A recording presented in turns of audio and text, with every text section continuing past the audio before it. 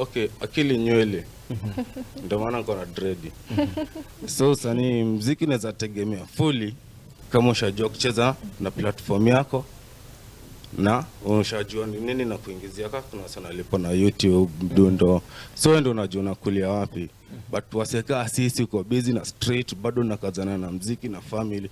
Big up son, big up mama. Kama sahau. Yeah, by the time try kubalance hizo vitu zote, unapata hii place ilikuwa strong, imeanza kulegea, unaona. So yani tu ni hatari, that's why nimesema mapanga li kila mahali. Yeah, so unapata ndo manage kubalance muziki. Kama wewe ni real artist, you know what you're doing in here, itabidi umefocus kwanza na kitu ta balance muziki yako. Usitegemea watu, usitegemea mtu, tegemea hiyo akili yako. Mimi nasema kumalizia msanii career ni umkateli pia chini.